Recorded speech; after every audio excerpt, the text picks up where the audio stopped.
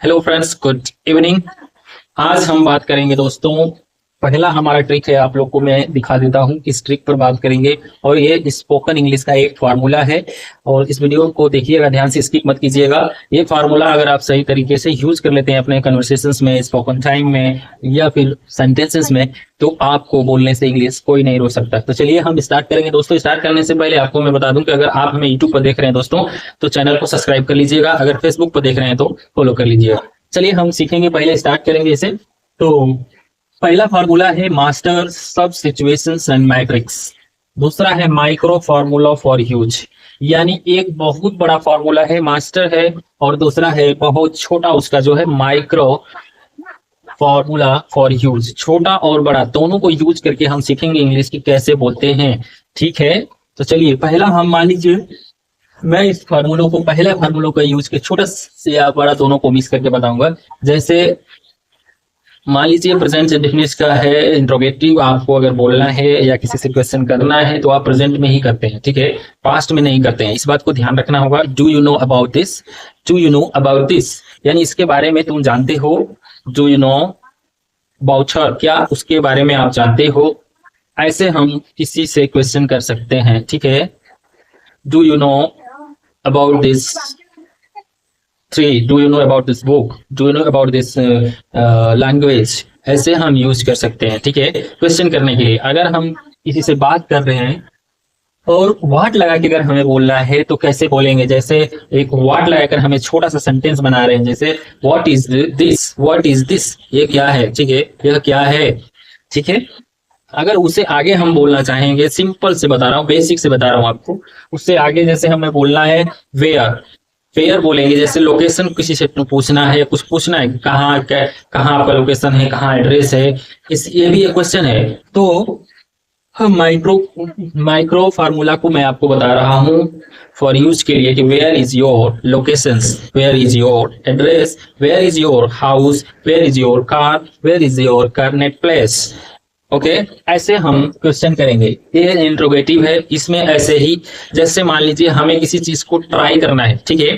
Try करने के लिए जब हम उस सिचुएशन में बोलेंगे कि नहीं मुझे ट्राई करना है, तो I am trying to speak in English, I am trying to speak in English, I am trying to drive a car, I am trying to listen podcast, I am trying to speak in English, I am trying to speak in clearly and fluently in English, I am trying to reach there, मैं वहां पर पहुंचने की कोशिश कर रहा हूं। ऐसे हम क्वेश्चन को ऐसी तरह से, कोशिश को कैसे कोशिश करना है, कोशिश जहां करना है वहां के लिए ये सब ट्राइंग टू लगाकर बोल सकते हैं।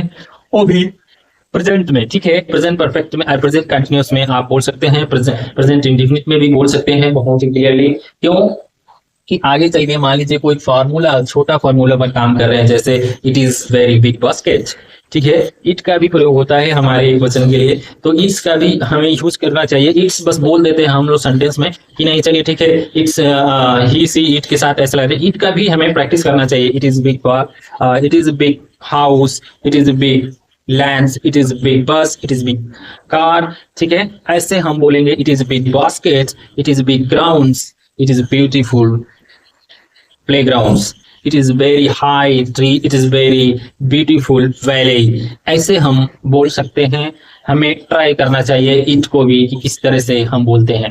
इट का वहां जब हम यूज करेंगे जहां पर कोई आदमी नहीं हो, किसी वस्तु के बारे में बोलना है, किसी चीज के, किसी जगह के बारे में बोलना है, तो वहां पर हम इट्स लगा सकते हैं। जैसे एग्जाम्पल मैं आपको बोल रहा हूँ, it is a Pepsi bottles, it is Pepsi bottles, ठीक है, ऐसे हम बोल सकते हैं। तो चलिए आगे हम, तो ये तो आपको फार्मूला माइक्रो में बता रहा हूं, आगे चल के मैं सेंटेंस जो है बड़े करने की कोशिश करूंगा इसमें समझने के लिए। जैसे मान लीजिए हम आगे बोलेंगे अपने मास्टर फार्मूला में कि we should go there, we should go there and talk him and talk her, हमें वहां जाना चाहिए, उससे बात करना चाहिए या उससे बात करना चाहिए, ठीक है, या उसी से बात करना चाहिए, ठीक है। ऐसे हम बोलेंगे, we should try to speak in English clearly and influently, we should learn English and carefully how can use our conversations this verb and phrases, try to speak in clearly हमें हमेशा always try to speak in English, think in English. हमें हमेशा सोचना चाहिए, बोलेंगे जब हम इसमें पूरा तरह से ढल जाएंगे तभी हमें इंग्लिश बोलना आएगा। जब आप सोचोगे नहीं, चलो दो चार वाक्य जो है सेंटेंस का याद कर लेता हूँ, मान लीजिए ही इज गोइंग, वह जा रहा है, हमें माइंड में याद हो गया, वो स्टोर हो गया, ही इज गोइंग का मतलब ही जा रहा है, लेकिन वहां पर कुछ और आपको बोलना है तो कैसे बोलेंगे? मान लीजिए जो 4 लाइन आपने याद करके रखा है उसके बाद अगर कुछ अलग बोलना है, पास्ट में बोलना है, फ्यूचर में बोलना है, आपने प्रेजेंट कंटिन्यूअस का याद करके रखा है, तो कैसे बोलेंगे? यहाँ पर आप स्टक हो जाएंगे और आपके दिमाग पर वो बात नहीं आएगी। तो चलिए, इसके लिए हमें क्या होता है कि प्रैक्टिस की बहुत जरूरी होती है। जब आप प्रैक्टिस करोगे तभी आप सीख सकोगे, बोल सकोगे। कुछ तो मेहनत करना पड़ेगा तभी आप सीख पाएंगे। ठीक है, तो उसके लिए जैसे हाउ भी एक बहुत अच्छा आपको कैसे के लिए होता है, वाई मतलब क्यों होता है, आप सवाल करेंगे, और हाउ भी वही चीज है, सेम चीज है, लेकिन कैसे। वाई जो हो गया एक क्वेश्चन हो गया, पहले ही क्वेश्चन उठा रहा है कि why do you know this, क्या क्यों आप इसे जानते हैं।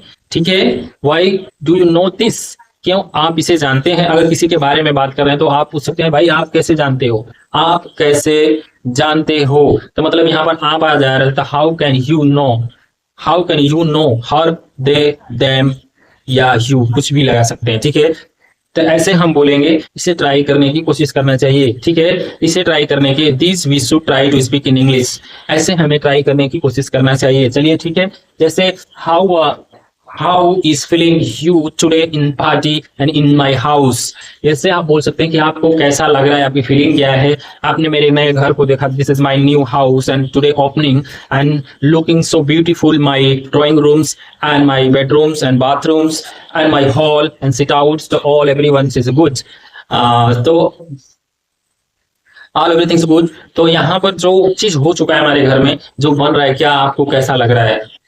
ठीक है, क्या आपकी फीलिंग में, आप कुछ बोलिए, please some tell me about my house, तो आप कृपया मेरे हाउस के बारे में बोलिए, इसे आप पूछ सकते हैं। या फिर किसी सिचुएशन, देखिए यहाँ पर सिचुएशन दिया है पहले से कि सब सिचुएशनल्स, यानी छोटे छोटे सिचुएशंस क्रिएट जब हमारे जिंदगी में होता है, हम कोई काम कर रहे हैं, वहां पर हमें कैसे बोलना है, किस तरीके से बोलना है, उस सिचुएशन को हमें समझना चाहिए पहले कि क्या बोलना है, कैसे बोलना है। मान लीजिए कहीं आप अपने खेत में जा रहे हो, एक एग्जाम्पल दे रहा हूँ, I am going to my fields cutting crop. ठीक है, फॉर कटिंग क्रॉप, इसके लिए आप जो है बोल सकते हैं कि मैं अपने फील्ड में जा रहा हूँ, अपने खेत में जा रहा हूँ, किसके लिए? क्रॉप कटिंग के लिए, फसल कटाई के लिए। ठीक है, ऐसे हम बोलेंगे, ऐसे बोल सकते हैं, I am going to walking, मैं टहलने के लिए जा रहा हूँ, ऐसे हम बोल सकते हैं। और या फिर कोई काम अगर करने वाले हैं, जैसे आप किसी मित्र से मिल जाते हैं, उस टाइम आप पूछकर हालचाल ले लेते हैं, ये तो बहुत सिंपल है।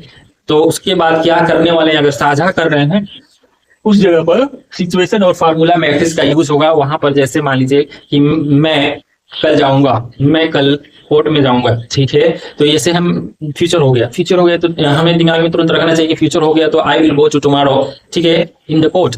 ठीक है, मैं कल कोर्ट में जाऊंगा, ऐसे बोलना है। अगर उसे आप बोल रहे हैं कि कल मैं कार खरीदूंगा, फोन खरीदूंगा, बाइक खरीदूंगा, तो ऐसे भी आप बोल सकते हैं कि I will by tomorrow A car, A phone, a house, कुछ भी, everything you can use in at this situation. ठीक है, ऐसे सिचुएशन में आप यूज कर सकते हैं।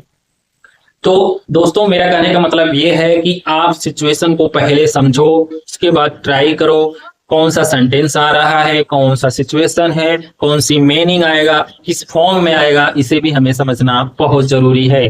कि अगर मान लीजिए कि वो चला गया, जस्ट मैं बहुत सारे वीडियो में बोला हूं अपने, हमारे जस्ट फिनिश होता है तो वो जो प्रेजेंट परफेक्ट टेंस में आ जाएगा। जैसे वह अभी चला गया, ठीक है, now he is gone, now he is gone, he has gone, sorry, now he has gone, वो अभी चला गया।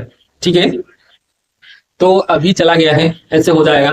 तो समय को समझना है, उसके बाद कहाँ क्या होता है उसको फिर अपने वोकैबुलरी को बहुत स्ट्रॉन्ग करना है कि हमें जो है स्पेसिफिक टाइम हमारा है वहां पर कैसे यूज करेंगे। How can use your sentence in situational specific times and conditions, and how can your vocabulary verb in use your sentence, कैसे करेंगे, how will you try to speak in English, आप कैसे बोलने की कोशिश करेंगे या फिर कैसे बोल सकेंगे, ये जो है आपके वोकैबुलरी और माइंडसेट के ऊपर है। आप जो वोकैबुलरी स्टोर करेंगे, मान लीजिए कुछ करना है, सिंपल तो छोड़ दीजिए, अगर आपको कुछ करना है, कुछ हो चुका है, कुछ बोलना है, तो बहुत सिंपल है, ठीक है, बोलना करना। लेकिन आप कहीं दूसरी जगह में जाते हैं, हॉस्पिटल में जाते हैं, वहां पर आपको बहुत ध्यान रखना होगा, वहां पर इंग्लिश चेंज हो जाएगी। आप किसी बड़े ऑफिस में जाते हैं, किसी कार्य में जाते हैं, कार्यक्रम में जाते हैं, वहां पर आपका इंग्लिश थोड़ा सा, आपको इवेंट में जाते हैं, वहां पर इवेंट वाली ही इंग्लिश आपको बोलना पड़ेगा, ठीक है। तो ऐसे हमें सिचुएशन के हिसाब से बोलने की ट्राई करना चाहिए। मेरे कहने का मतलब ये है, सिचुएशन क्या हो रहा है वहां पर में दिमाग में रखिए, वोकैबुलरी को स्ट्रॉन्ग करिए, सिचुएशन को समझिए और try to speak by situations. What is the situations? You can use your vocabulary, sentences, and short phrases and verb to try to speak in English. You can speak in English, I know, but try is the very best idea. जब तक आप try नहीं करेंगे तब तक बोल नहीं सकेंगे। You will be not speak in English. ठीक है, you should to try anytime, any situation. Try to speak in English. How to try? How think in minds? How to think in minds? What is the vocabulary here can I can use and speak in English. Okay, तो ऐसे हम समझेंगे दोस्तों। आज बहुत कुछ नहीं था, इसलिए मैं ब्लैक बोर्ड पर नहीं लिखा। मैं सोचा आज मैं समझाता हूँ कि आखिरकार स्पोकन करने के लिए इंग्लिश में हमें जो है हमारी किस सिचुएशन, समय, टाइम और किस बात पर, किस मीनिंग पर कैसे यूज करना है, वहां पर ट्राई करना है। इंट्रोगेटिव हो, नेगेटिव है, पॉजिटिव हो, ये तीन चीज ही होता है, बस वर्ब और फॉर्म बदल जाता है और उसको वोकैबुलरी को याद रखने की जरूरत है। उसके बाद आप influently you can speak in English. I hope everyone's thank you for watching this my video. Bye bye.